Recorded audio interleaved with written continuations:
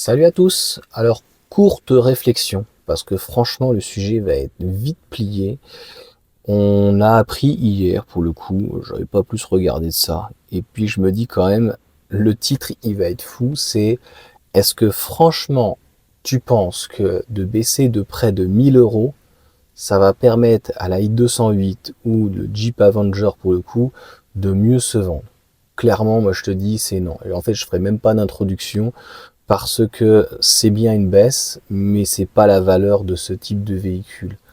Clairement, tous les véhicules qui vont arriver l'année prochaine vont être, en tout cas, beaucoup mieux que ce véhicule. Le style, c'est bien, mais aujourd'hui, en fait, on oublie vraiment le rapport qualité-prix. Il y a des gens qui, le style, ça les intéresse pas forcément. L'intérieur ou toutes des options, ça les intéresse pas forcément.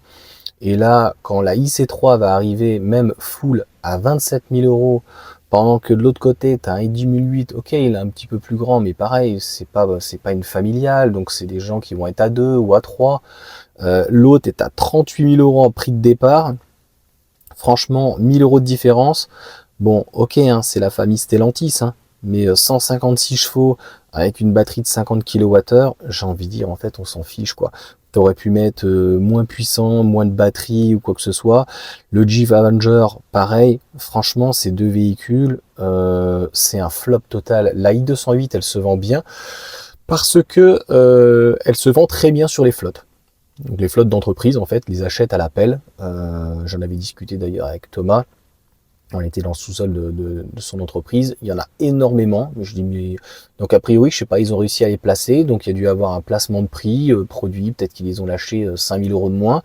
Autant quand la Mégane avait un petit peu diminué, qu'il y a eu la pompe à chaleur, et puis surtout le 308 qui avait un petit peu diminué, mais surtout, voilà, au niveau de Volkswagen, il y avait l'Ignac. Enfin, quand il y a des vraies baisses, et puis surtout, encore une fois, quand tu es, mettons, à 49 000 et que tu descends en dessous de 47 et que là, tu obtiens le bonus, là, c'est top. Là, je vois vraiment pas ce que ça va apporter sur ce i2008. Il a été pourtant rafraîchi. Le but de rafraîchissement au bout de 3-4 ans, c'est de redoper les ventes. Mais non, c'est une merguez avant l'heure. Il suffit de voir les occasions des i208. T'en vois aux alentours des 20 000 euros. Je crois que c'est plutôt des bonnes occasions à acheter en occasion. C'est le cas de le dire, puisqu'en fait, c'est des batteries NMC. C'est des bonnes batteries, c'est des bonnes grosses batteries. C'est plutôt un beau moteur. Et ce type de véhicule, on va dire en dessous de 20 000, en tout cas autour des 15 000 euros, avec donc un bonus de 1000 euros. A priori, il n'y a rien de prévu ou de changement sur les voitures d'occasion. Et voilà, si tu touches entre 15 et 20 000 euros un véhicule qui a 2-3 ans et qui a 30 000 km, bah écoute, tu peux foncer, hein. On va dire que 300 km d'autonomie à l'extrême, ça te fait 300 à 400 000 km, donc tranquillement avec la batterie, le moteur, pas de problème. Donc oui, tu auras l'ancienne, on peut pas tout avoir dans la vie malheureusement avec un moteur a priori qui est un petit peu gourmand. Cela étant dit, si tu as tempo à 10 centimes, tu vas passer donc en termes d'agrément de conduite d'une 208 pure caca 1 litre 2, voilà, entre le diesel qui vibre de partout et le 1 litre 2 qui est une horreur en boîte méca ou en boîte auto. Bah, franchement, c'est le jour et la nuit. Tu vas payer ça quoi? Quelques centaines de milliers d'euros de plus, et encore pas sûr, puisque j'ai déjà fait une vidéo donc sur les voitures thermiques d'occasion qui flambent. Et de l'autre côté, c'est vrai qu'il y a une méconnaissance en fait du marché des voitures électriques. Moi, j'avais pas envie de reprendre une voiture clairement d'occasion parce qu'en fait, j'en ai marre. C'est très compliqué, les gens sont vraiment pas sérieux, même les professionnels, etc. lors de l'achat. Mais quelqu'un qui n'a pas forcément le budget de mettre pratiquement 40 000 euros là-dedans, eh ben, il a un véhicule déjà qui est pratiquement divisé par deux. Avec un peu de chance, tu peux toucher une petite finition un petit peu plus sympa. Donc, sympa ce petit 2008, mais clairement, à ce prix-là, je prends un Duster, je prends le Duster. Alors oui, tu vas me dire, c'est pas un électrique, malheureusement, ils le font pas, mais ils ont pour le coup l'hybride. Franchement, comme d'habitude, je comprends pas. Moi qui adore Peugeot, je comprends pas du tout la stratégie de Peugeot. Et encore une fois, je vois pas du tout l'intérêt de baisser de 1000 euros. Clairement, un 2008 électrique, pour moi, même avec une grosse batterie, ils auraient pu mettre une plus petite batterie si vous voulez, en fait. Ça ne doit pas dépasser 30 000 euros. Basta. En premier prix, à la limite, et 35 000 max. Donc t'imagines bien que même la i208 l'année prochaine par rapport à une R5, donc là c'est petit bonus dans la vidéo, mais est-ce que tu te rends compte, c'est la première fois depuis l'histoire des deux marques où il va y avoir un écart aussi important entre les batteries, les différentes choses. Alors, tu vas me dire, ouais, mais le Scénic, il a une plus petite batterie, il est moins puissant, etc. que le 3008. Ouais, mais il est quand même 6, 7, 8 000 euros moins cher. Et la Mégane, une fois, donc pour le coup, elle va baisser, il y a pratiquement 5 000 euros d'écart. Et pour la même plus ou moins puissance, et plus ou moins, encore une fois, la même type de batterie. Donc, c'est la première fois entre les deux marques où la R5, mettons, si elle a 25 000, l'autre est à 27 000 dans les choux, il y a pratiquement même 10 000 euros d'écart. C'est la première fois où on voit que soit Peugeot, comme Volkswagen, n'a pas su maîtriser en fait le process de fabrication et donc on a un coût produit qui est exorbitant, soit, tu me diras, soit c'est l'un, soit c'est l'autre. Soit en gros ils nous prennent pour des gogos et en gros le prix il reflète plus du tout rien, c'est du grand n'importe quoi, donc je sais pas. On peut pas faire en fait une voiture, être sérieux comme la Citroën IC3, même s'il n'y a rien qui est fait en France pour le coup.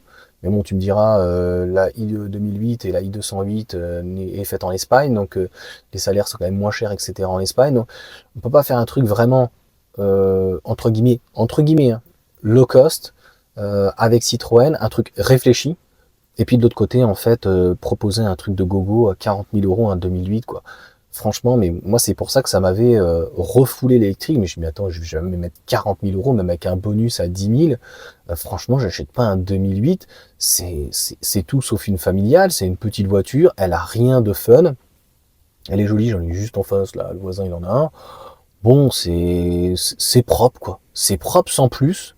Quand je vois un Dacia Duster, je me dis, mais putain, ils sont sortis le style à l'avant, là, ce petit capot et tout. L'intérieur, il est propre, il est efficace, 25 000 euros. Et ben, franchement, c'est bingo. Alors, c'est vrai qu'à 38 000, tu peux te dire, moins 7, ça te la sort à 31. Tu vas amortir l'électricité par rapport au thermique. Ok, mais je suis pas sûr qu'en fait, l'essentiel des gens, ils raisonnent comme ça. Ils vont se dire, non, mais attends, il va se vendre beaucoup plus de Dacia Duster en thermique qu'un i2008 ou même l'Avenger. Et puis c'est très très très pénible, vraiment, dans notamment l'électrique, ce changement, cette fluctuation des prix, mais que ça soit chez Tesla, chez Renault, chez Peugeot, chez Volkswagen, c'est très très très très pénible. On est en pleine inflation, on dit que ça fait qu'augmenter. Ok, j'entends que le lithium il baisse, etc. machin, mais qu'est-ce qui justifie en fait ces baisses? 1000 euros par-ci, on baisse de 2000, on remonte de 500, on revalorise les finitions. Enfin, c'est franchement, c'est du n'importe quoi. Franchement, c'est du jamais vu, quoi. À un moment donné, positionne-toi et confiance en ton produit. Ça, c'est clairement parce que tu as eu les yeux plus gros que le ventre. Donc à un moment donné, il y en a marre de ces constructeurs, notamment PSA, qui franchement a un positionnement prix, c'est horrible, quoi. Franchement, c'est horrible. Voilà, pas passer 4 heures sur la vidéo, mais franchement, moi, ça me saoule, ça donne pas envie. Franchement, tu vois le prix, tu dis, t'y vas même pas. Tu regardes le prix, tu te dis, c'est bon, je vais ailleurs. 38 000, pratiquement 40 000, le mec il se dit à 6 000 euros de plus, à 5 000, à 5 000 euros, j'ai un modèle Y. Ok, c'est très gros, c'est pas le même projet, mais tu réfléchis même pas. À 43 000, attends, ils sont fiers de ça, un i2008.